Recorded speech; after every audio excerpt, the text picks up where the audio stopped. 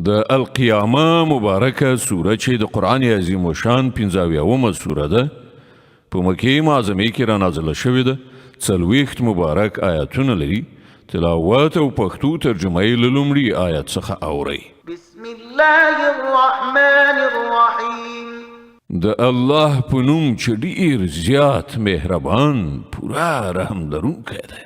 لا اقسم بیوم القیامه ولا اقسم بالنفس اللوامه.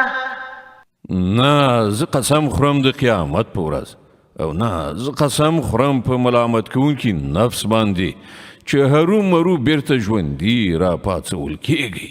ایحسب الانسان ان لن نجمع عظامه. آیا انسان دا انګیرلی ده چې موږ به د هغه هډوکي بیا راټول نشو کړای؟ بلا قادرين على أن نسوي بنانه. ولی نه مونږ خو آن د هغه د ګوتو د بند په سم جوړولو باندې قادر یو. بل يريد الإنسان ليفجر أمامه. خو انسان دا غواړي چې د قیامت څخه د انکار په وسیله ځان د شریعت احکامو د منلو څخه په خپل وړاندې ژوند کې هم بدې چارې سرته ورسوي. يسأل أيان يوم القيامة. د مسخرو په توګه پوښتنه کوي نو د قیامت ورځ به کله راځي؟ فإذا برق البصر وخسف القمر وجمع الشمس والقمر يقول الإنسان يومئذ أين المفر. بیا کله چې سترګې ټیغې وخیږي او سپوږمۍ بې نوره شي او لمر او سپوږمۍ یو ځای کړی شي په هغه وخت کې به همدغه انسان ووایي چیرته وتښتم؟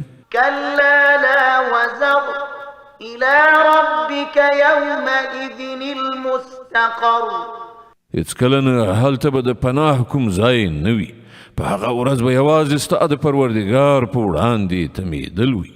ينبأ الإنسان يومئذ بما قدم وأخر بل الإنسان على نفسه بصيرة ولو ألقى معاذيره.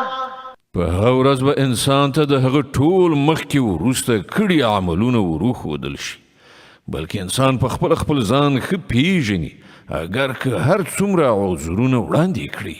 لا تحرك به لسانك لتعجل به. ای پیغمبره په بیړه د دغه وحی یادولو یعنی د قرآن د لوستلو لپاره خپله ژبه مه خوځوه. إن علينا جمعه وقرآنه. بېشکه د هغه در باندې زده کول او در باندې لوستل زموږ په ذمه دي. فإذا قرأناه فاتبع قرآنه.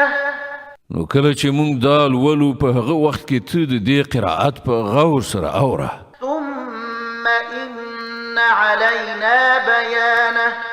بیا د دې په مطلب باندې پوهول همدا زموږ په ذمه دي. كلا بل تحبون العاجلة وتذرون الآخرة. هېڅکله داسې نه چې تاسې فکر کوئ. اصلي خبره دا ده چې تاسې په بیړه ترلاسه کیدونکي شي یعنې دنیا سره مینه لرئ او آخرت پرېږدئ.